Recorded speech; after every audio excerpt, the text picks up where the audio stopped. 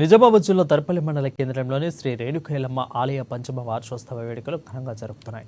ఈ వేడుకలకు మాజీ ఎమ్మెల్సీ గౌడ కులస్తులు సాదరంగా ఆహ్వానించగా వారి కోరిక మేరకు నేడు రేణుకా మాత ఆలయ వార్షోత్సవంలో పాల్గొని ప్రత్యేక పూజలు నిర్మించారు. ఈ సందర్భంగా ఆయనను గౌడ కులస్తులు సేలవ కప్పి ఘనంగా సన్మానించారు. అమ్మవారి ఆలయ వార్షోత్సవానికి తనను ఆహ్వానించడం పట్ల కృతజ్ఞతలు తెలిపారు.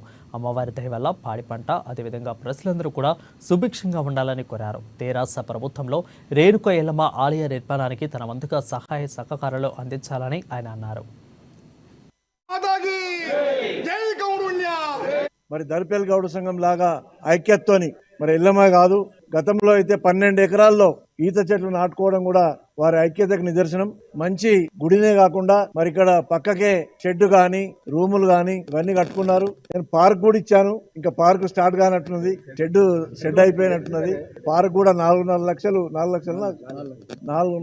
లక్షల రూపాయలు పార్క్ కూడా గార్డెన్ కూడా ఇచ్చాను. ఎందుకంటే ఈ గుడికి వచ్చినటువంటి మహిళలు పిల్లలు ఆహ్లాదకరంగా ఉంటుందనే భావనతోనే ఆ రోజు ఇవ్వడం జరిగింది. నేను ఒకటే కోరుతా ఉన్నా, ఈ రోజు మరి మంచి ఈ కార్యక్రమాన్ని వార్షికోత్సవాన్ని మరి దాదాపుగా నేను అనుకుంటా ఈ రోజుతోనే ముగిస్తా ఉన్నారు.